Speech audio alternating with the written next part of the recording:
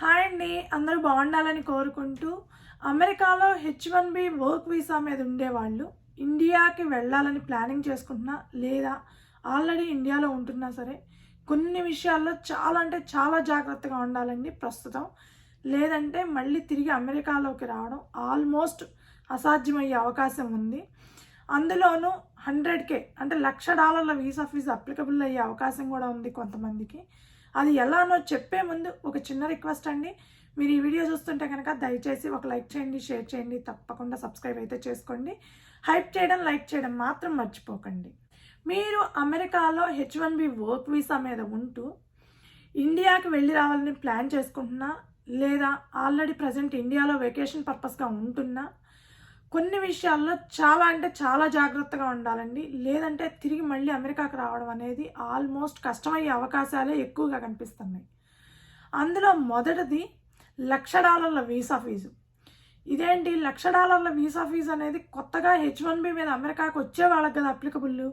Already మాకు H1B మీద మేము అమెరికాలో ఉంటున్నాం, మాకు I-140 కూడా అయిపోయింది, మాకు ఎలా అప్లికబుల్ అవుతుంది అని అంటే ఈ విషయంగా ఈ $1,00,000 విషయంగా ఇప్పుడు ప్రస్తుతం చాలామందికి RFUs అయితే పడుతున్నాయండి. అది ఎలా అంటే మీరు అమెరికా నుంచి ఒక ఎంప్లాయర్ పేరోల్ మీద ఇండియాకి వెళ్ళారనుకోండి, మీరు సేమ్ ఎంప్లాయర్ పేరోల్ మీద తిరిగి ఇండియా నుంచి అమెరికాకు వస్తుంటే మీకు ఈ $1,00,000 వీసా ఫీజు అనేది అప్లికబుల్ కాదు. కానీ మీరు అమెరికాలో నుంచి బయటికి వెళ్ళేటప్పుడు, ఇండియాకి వెళ్ళేటప్పుడు ఏ ఎంప్లాయర్ పేరోల్ మీద అయితే ఉన్నారో తిరిగి వచ్చేటప్పుడు ఆ ఎంప్లాయర్ పేరోల్ కాకుండా వేరే ఎంప్లాయీకి మారారనుకోండి.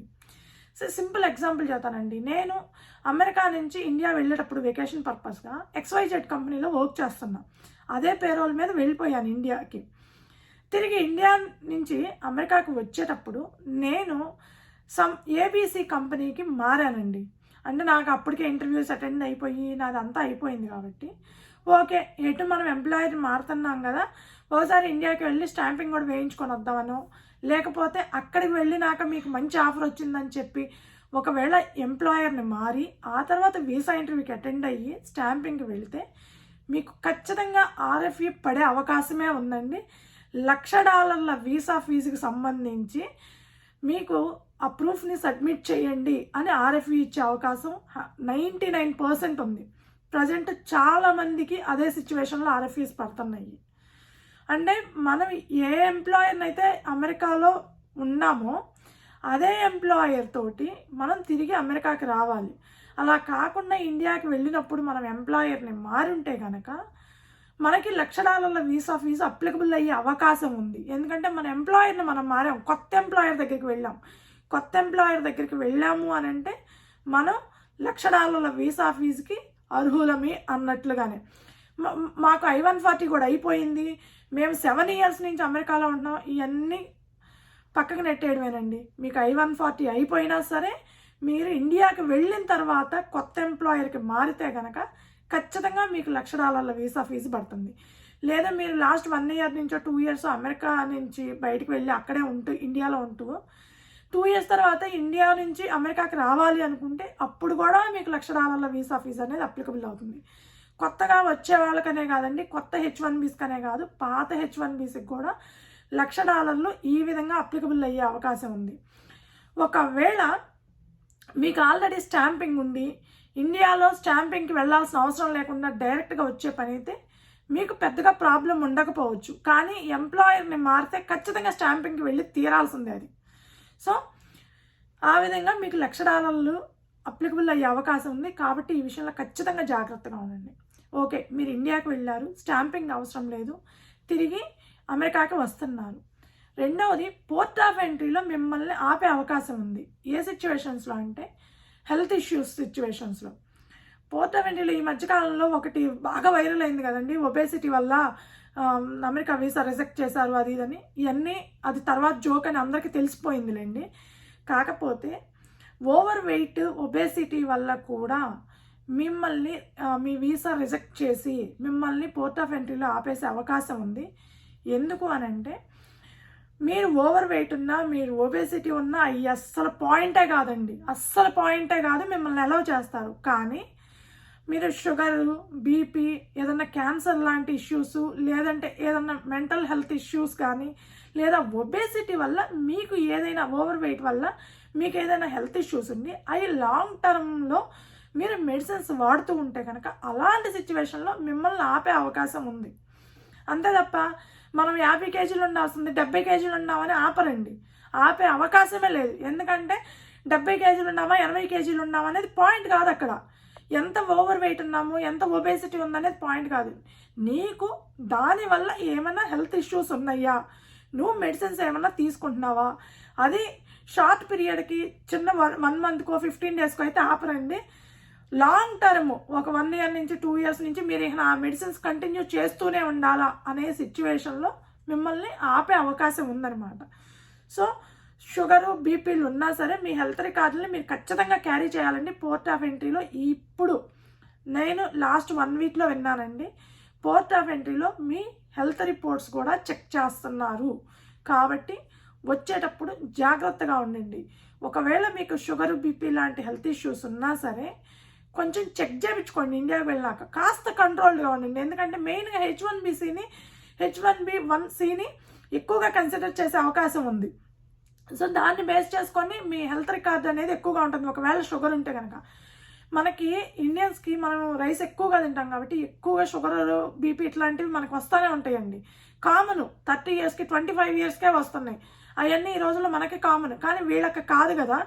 సో ఎలాగైనా సరే ఇమిగ్రేషన్ కంట్రోల్ చేయాలనే ప్రయత్నంలో ఇది ఒక చిన్న పీనట్ అనమాట. సో మనం ఇండియాకి వెళ్ళినప్పుడు మా అమ్మగారికి అన్కంట్రోల్డ్ షుగర్ ఇష్యూ ఉందండి. ఆమెకి ఏమి చేసినా, ఎంత పని చేసినా షుగర్ కంట్రోల్ అవ్వదు. అలా 300, 400లో రన్ అవుతానే ఉండిద్ది అనమాట. ఇన్సులిన్ హైయెస్ట్ పాయింట్స్ చేసుకుంటూ ఉంటారనమాట. సో అది అన్కంట్రోల్ షుగరు. అది ఇంకా ఎవరు ఏం చేసినా, ఎంతమంది డాక్టర్ల దగ్గరకు తిప్పినా కూడా అది యూజ్ లేదు. ఇన్సులిన్ కింద చేసుకుంటూనే ఉండాలి. అలా మీరు ఇన్సులిన్ కింద ఉంటే కనుక, ఇన్సులిన్ రెగ్యులర్గా ఎవ్రీడే వాడుతూ ఉంటే కనుక అలాంటి సిచ్యువేషన్లో కూడా మిమ్మల్ని ఆపే అవకాశం ఉంది. బట్ అట్లాగని ప్రతి ఒక్కరిని ఆపుతారా అంటే అది పోర్ట్ ఆఫ్ ఎంట్రీలో ఆఫీసర్ మీద డిపెండ్ అయి ఉంటుందండి. వాళ్ళు చెక్ చేయొచ్చు, చెక్ చేయకపోవచ్చు. చెక్ చేస్తే మీరు అది మెడిసిన్స్ కంట్రోల్డ్గా ఉండారు, మీరు మెడిసిన్స్ ఏం పెద్దగా వాడరు అనుకుంటే అలౌ చేయొచ్చు. లేదా మీరు ఇన్సులిన్ మీద రన్ చేస్తున్నారు షుగర్ని అని అంటే మేబీ వాళ్ళు ఆపచ్చు. సో పోర్ట్ ఆఫ్ ఎంట్రీలో ఈ విషయంలో హెల్త్ రికార్డు విషయంలో కొంచెం జాగ్రత్తగా ఉండాలి. ఇకపోతే థర్డ్ అండి, మోస్ట్ ఇంపార్టెంట్ థింగ్, చాలామంది అమెరికాలో కూడా ప్రాబ్లం ఫేస్ చేస్తుంది I-94 డేట్కి, వీసా డేట్కి కొంతమందికి ఒక్కొక్క టైంలో కొంచెం ఒక 1 వీకో 4 డేసో లేకపోతే 10 డేసో గ్యాప్ ఉండే అవకాశం ఉంది. సో I-94ని ఎవ్రీ టైం చెక్ చేసుకోండి, మీరు క్లియర్గా చెక్ చేసుకోండి. లేదంటే కనుక ఈజీగా దొరికిపోతాము, మళ్ళీ ప్రాబ్లం అయ్యే అవకాశం ఉంది. సో I-94 విషయంలో కొంచెం జాగ్రత్తగా ఉండండి.